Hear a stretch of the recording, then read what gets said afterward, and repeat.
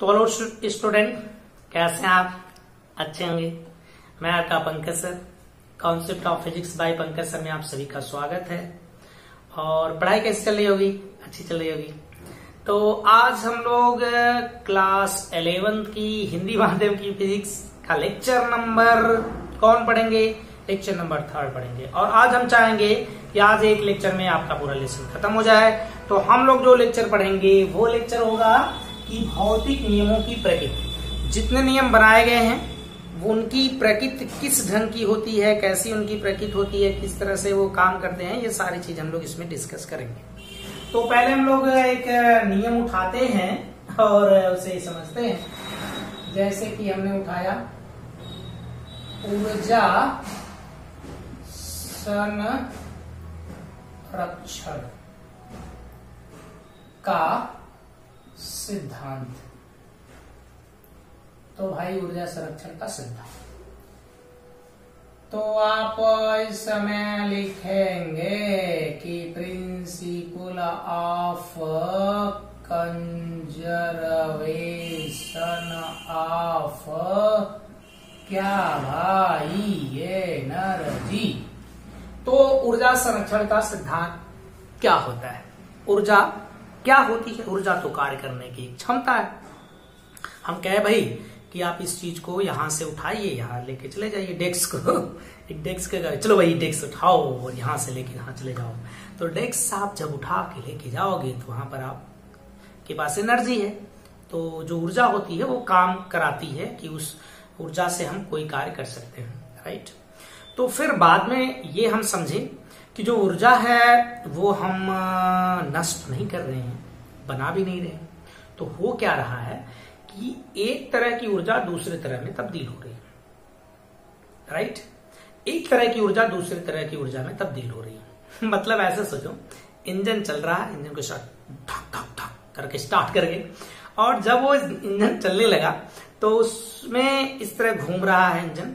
तो उसमें उस यांत्रिक वो कार्य कर रहा है घूमने की वजह से। लेकिन क्यों घूम रहा है? क्योंकि उसमें आपने कहा कि उसमें डीजल डाले थे, तो उस डीजल से वो घूम रहा है। तो डीजल से घूम रहा है, इसका मतलब ये हुआ कि उसके पास ऊर्जा, उस डीजल की जो उसमें ऊर्जा हुई, जो उसमें दहन होता है, उस दहन के कारण उसमें ऊर्जा आ गई। तो इस तरह की ऊर्जा जो आती है, हम लोग ऊर्जा को क्या कर सकते हैं? तो ऊर्जा के लिए हम लोग एक प्रिंसिपल बनाते हैं कि भाई ऊर्जा न तो क्या की जा सकती, उत्पन्न की जा सकती,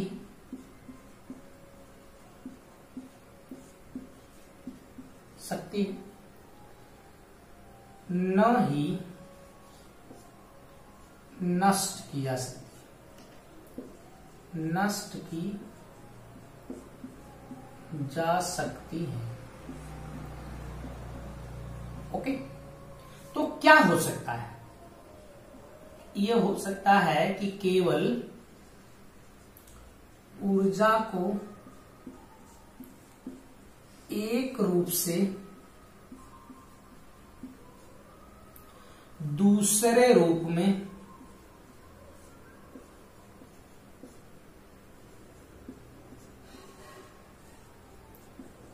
रूपांतरित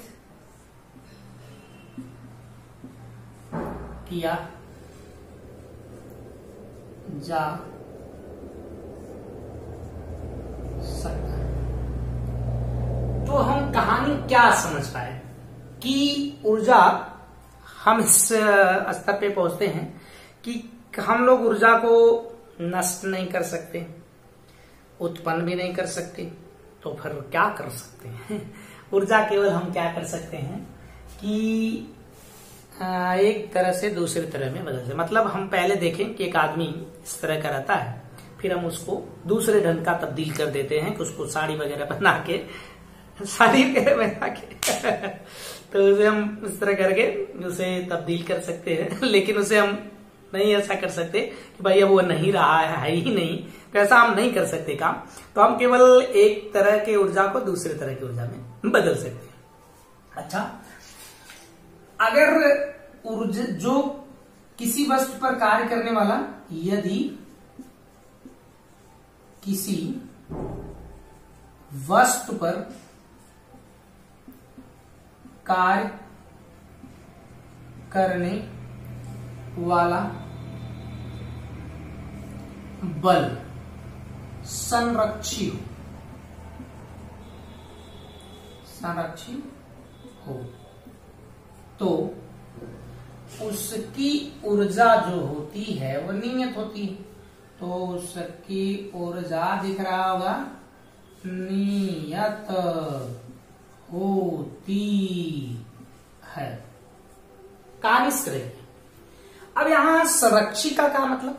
संरक्षी का मतलब आप ऐसे समझ लो, जैसे हम एक बॉल को लें और उसे उछाल दें, तो ऊपर लेके जाने में, या उछाले नहीं ऐसे लेके जाए कुछ ऊंचाई पर, तो जब ऊंचाई पर हम लेके जाते हैं तो कुछ काम करना पड़ता है। काम जब हम करते हैं उसमें, तो वो काम गुरुत्वीय स्थिति ऊर्जा के रूप में संचित हो रहा है। अभी हम आगे समझेंगे उसको। तो स्थिति ऊर्जा में संचित हो रहा है। यहां पर जो गुरुत्वीय बल है, क्या हम उससे फिर से काम प्राप्त कर सकते हैं? हाँ, फिर उसको उठाओ, उतनी हाइट तक लेके चले जाओ, और जब उसको उतनी हाइट तक लेके जाओगे, उतनी ऊंचाई तक लेके जाओगे, तो फिर से काम उतना होगा। तो एक ऐसा बल जिससे हम कार्य को फिर से प्राप्त कर सकते हैं, या फिर एक ऐसा कार्य जैसे हम ऊंचाई पे जाएं, तो हमारे पास छत पे जाना है, तो हमारे पास बहुत सारे रास्ते, वो ईंट पकड़ के चले जाओ, फिर उसके बाद आपका मन करे तो सीढ़ी से चले जाओ, रस्सी पकड़ के चले जाओ, है ना। ये जो तरीका है जाने का, उसमें हमें इससे नहीं मतलब है रास्ता किस तरह का था, हमें इससे मतलब है कि हम कितनी ऊंचाई पर गए। तो ये ऐसा बल कि जो उसके अंतिम और प्रारंभिक स्थिति पर निर्भर करता है, और न कि उसके रास्ते पर, तो हम संरक्षी बल कहते हैं। यहाँ पर ऊर्जा को कन्वर्ट किया जाता है। जैसे बल्ब जल रहा है, तो उसमें कौन सी ऊर्जा किस में तब्दील हो रही है? विद्युत ऊर्जा को हम बदल रहे हैं किस ऊर्जा में? प्रकाश ऊर्जा में। ओके। डायनेमो चलता है तो उसमें यांत्रिक ऊर्जा किस में बदल रही है भाई? विद्युत ऊर्जा में बदल रही है। ऐसा कुछ हो रहा है, ऐसी कहानी है कुछ इस तरह से बदल रहा भाई। ओके, बात इतनी समझ में आती। अब हम एक दूसरे, इसे देख लीजिए आप एक बार, ऐसे स्क्रीन शॉट कर सकते हैं, और इसे फिर आप चाहें तो स्क्रीन शॉट कर लीजिए, या फिर आप जैसा मन करे वैसा कर लीजिए, इसे लिख सकते हैं। और अगर आप इसे लिख लिए तो हम लोग तुरंत अगले दूसरे पे चले, दूसरी चीज को समझते हैं। समझे भाई? चलिए, दूसरे स्टेप में हम एक नियम उठाते हैं, और वो नियम है भाई रेखी संवेग संरक्षण का नियम या सिद्धांत, है ना भाई? रेखीय संवेग, ये सब आप पढ़ेंगे। संवेग संरक्षण का सिद्धांत है भाई। ये सभी नियम आप इसी में पढ़ेंगे। तो आपको कहानी उसी तरह की, द प्रिंसिपल ऑफ क्या भाई? Conservation of linear momentum. इसमें एक बात हम जान लें, वो ये कि जो संवेग होता है, कोई अलग तरह से नहीं सोचना समझना। थोड़ी सी हम उसकी पूरी डिफिनेशन में डिटेल में नहीं जा रहे हैं, बस हम इतना जानेंगे कि द्रव्यमान और वेग का गुणनफल जो कहलाएगा वो हमको मिल जाएगा। क्या होगा कि ये जो है, ये है संवेग संवेग, रेखी संवेग। तो यहां पर यूं होता है कि अगर किसी तरह में संवेग है, हम उसका लीनियर, और बाहर से बल न काम करे, कोई यदि किसी वस्तु पर, थोड़ा सा समझिएगा, यदि किसी वस्तु या निकाय, जो भी कह सकते हो, यदि किसी निकाय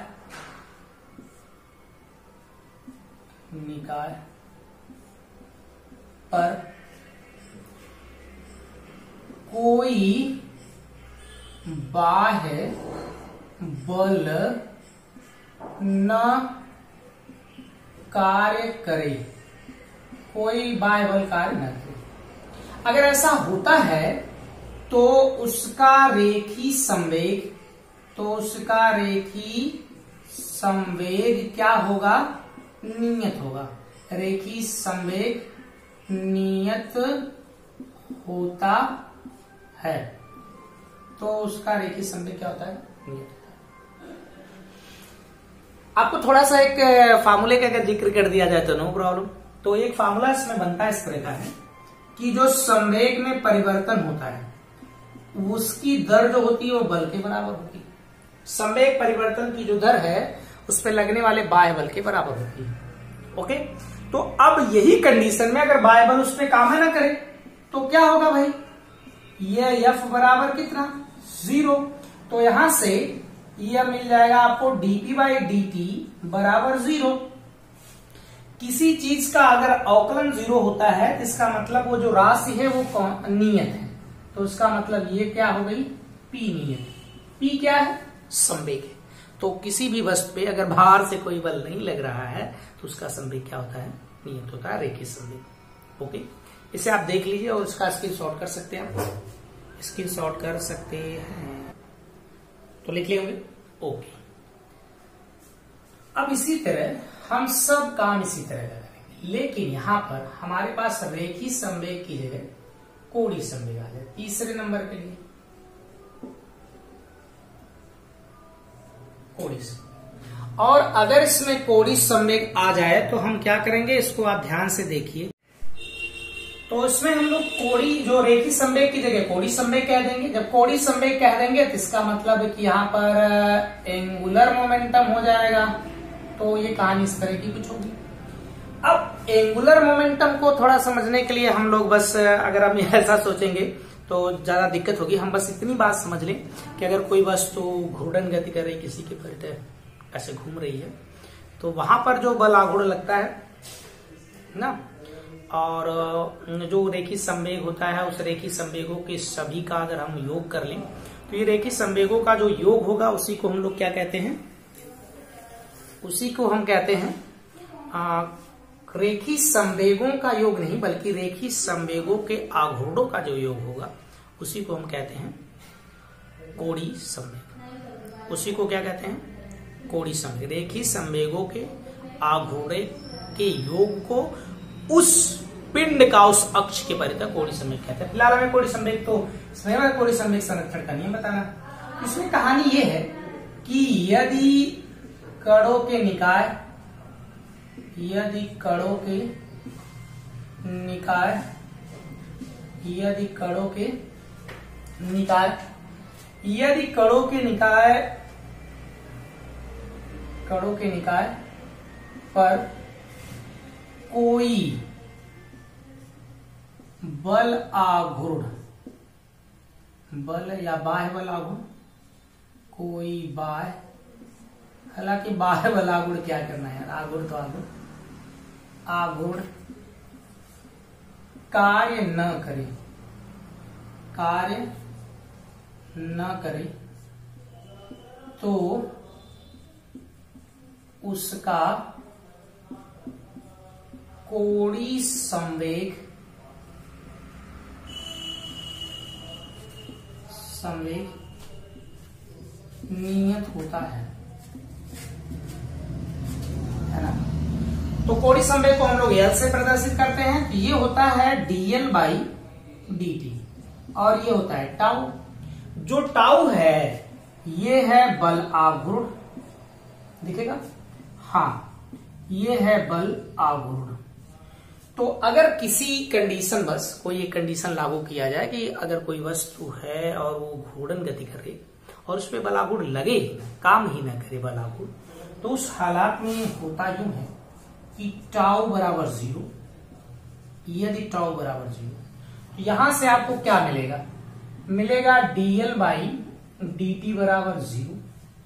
हमने अभी बताया कि अगर इसमें का डिफरेंशियल फॉर्म जो वो 0 हो जाए ना, तो इसमें इसको हम लोग क्या कहेंगे, नियत। तो L क्या हो गया, नियत हो गया, यानी कि उसका जो कोणीय संवेग होता है वो नियत होता है। ओके, बात समझ में थोड़ी मोड़ी आ रही है। ओके, तो आइए इसमें देखिए, इसे आप नोट कर लीजिए अच्छे से। तो अगला हम लोग करते हैं, इसमें अगला नंबर 4 कर दो भैया, नंबर 4। इसमें नंबर 4 ये है कि नंबर 4 द्रव्यमान ऊर्जा, द्रव्यमान ऊर्जा संरक्षण, संरक्षण यानी कि कंजर, ये कैसा हो गया भाई कंजर, कंजर्वेशन, ऐसा नहीं द्रव्यमान मास एक ही क्या लिख रही sir, mass energy conservation, mass energy conservation. तो ये देखिए इसमें एक बड़ा तथ्य था कि पहले बताया, ये समझा जाता था कि जो द्रव्यमान है एक अलग चीज है, जो ऊर्जा है वो एक अलग चीज है। तो इस बात को हम लोगों ने बाद में जब आइंस्टीन के अनुसार आया, तो आइंस्टीन का कुछ कहना था, तो आइंस्टीन के अनुसार ये कहना था, आइंस्टीन के अनुसार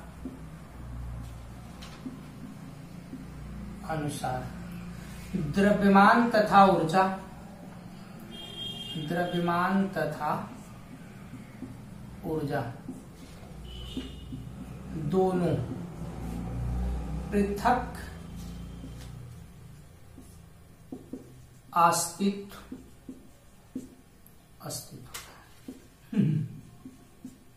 ये क्या लिखा रहा, अस्तित्व, पृथक अस्तित्व वाली भौतिक राशियां नहीं है, भौतिक राशियां नहीं है, भौतिक राशियां नहीं, बल्कि यह एक ही भौतिक राशि, एक ही भौतिक राशि के दो रूप हैं, तो भाई पहले ये माना जाता था कि जो द्रव्यमान है एक अलग तरह की राशि होती है और जो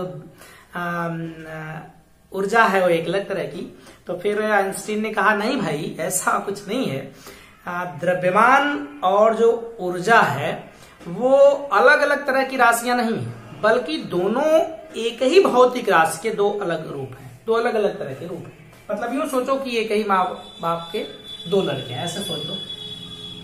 तो इसके जो आइंस्टीन बताया कि भाई हम ऐसा क्या समझें, तो उन्होंने कहा कि द्रव्यमान को ऊर्जा में हम क्या कर सकते हैं, द्रव्यमान को ऊर्जा में, द्रव्यमान को ऊर्जा में तथा द्रव्यमान को ऊर्जा में तथा ऊर्जा को द्रव्यमान में क्या कर सकते हैं, परिवर्तित कर सकते हैं, द्रव्यमान में परिवर्तित कर सकते हैं, परिवर्तित कर सकते हैं। इसे आप देख लीजिए और इसे आराम से नोट करिए। तो द्रव्यमान को ऊर्जा में तथा ऊर्जा को द्रव्यमान में परिवर्तित किया जा सकता है, थोड़ा सा मैं इसको लैंग्वेज अच्छा करूं, परिवर्तित किया जा सकता है। ओके, इसके हिसाब से आइंस्टीन ने एक समीकरण दे दिया कि भाई E बराबर आप mc स्क्वायर कर लेना, यम जो होगा वो द्रव्यमान होगा, या यूं कह लो कि द्रव्यमान में कमी, द्रव्यमान में क्षति, सी जो होगी वो प्रकाश की चाल कह सकते हैं, ये सारी चीजें कह सकते हैं। तो यहां पर ये है कि अगर हम एक नाभिकीय कोई रिएक्शन लेते हैं, इसे आप देखिए एक बार अच्छे से, क्योंकि भाई आप इसे देखेंगे नहीं तो कहेंगे कि आप जो है कि कहते नहीं है लिखने के लिए, तो आप इसे जरूर देखिए। तो हम लोग इसमें समझें, कोई भी नाभिकीय क्रिया अगर है, समझिए थोड़ा सा, तो इसमें अगर नाभिकीय क्रिया है या रिएक्शन है तो इसमें एक कहानी होती है। कहानी ये होती है उसका जो न्यूक्लियन होता है, न्यूक्लियन। अब सोचोगे न्यूक्लियन क्या होता है? कुछ नहीं भाई, प्रोटॉन प्लस न्यूट्रॉन की संख्या। ओके, तो ये इसकी संख्या होती है, ये नियत रहेगा। तो ये क्या होता है? नियत होता है। लेकिन जब एक रिएक्शन तैयार होता है, एक बार उसका ये मतलब बना, उसका जो अभिकारक है, फिर उसके बाद उत्पाद बनता है। इन दोनों कंडीशन में एक काम होता है कि उसका द्रव्यमान क्या कर जाता है? घट जाता है। तो क्रिया से पहले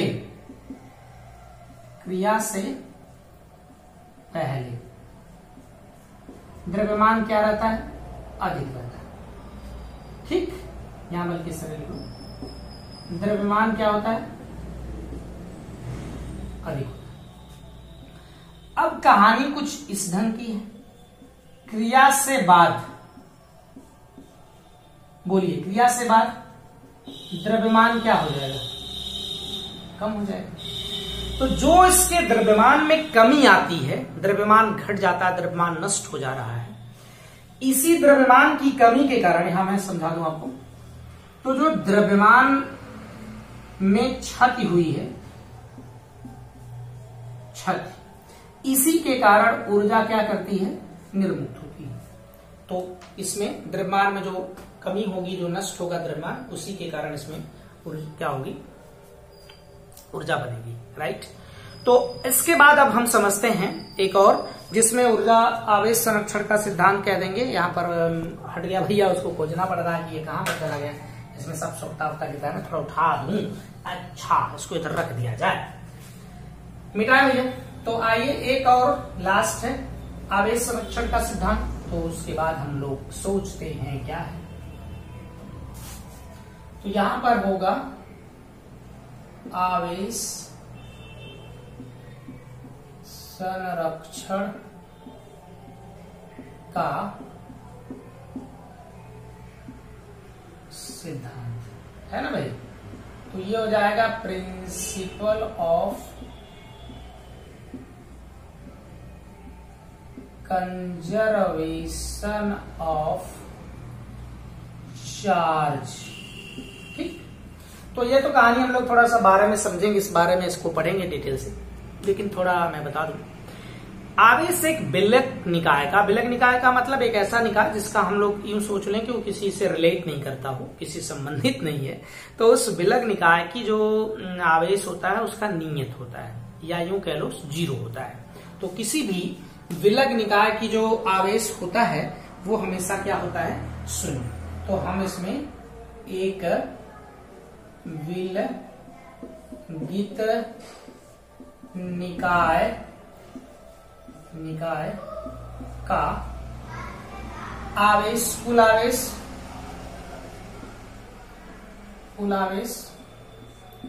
सदैव 0 होता है, 0 होता।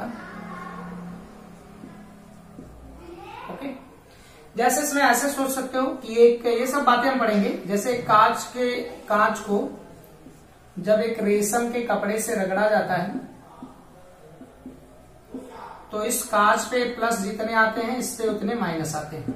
ओके, फिर जब हम इस कांच प्लस रेशम यानी दोनों का स्थानांतरण हुआ है, इसके आवेश की बात करते हैं, का आवेश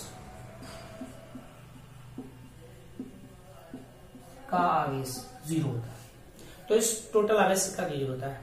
ये कहानी उसी तरह की है जिस तरह का आप सोच सकते हो कि उसमें आप समझे थे ऊर्जा वाले में ऊर्जा ना तो नष्ट की जा सकती है ना ही उत्पन्न की जा सकती है, केवल एक रूप से दूसरे रूप में ट्रांसफर किया जाता है। तो इसमें क्या होता है, कहानी सेम उसी तरह की। आवेश न तो उत्पन्न किए जा सकते हैं,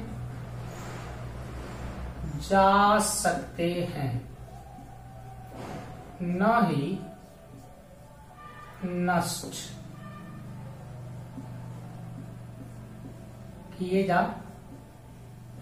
सकते हैं। केवल क्या होता है, एक रूप से, केवल एक रूप से दूसरे, रूप यहां नहीं होगा क्या लिख रहे भाई, एक वस्तु से दूसरी वस्तु में स्थानांतरित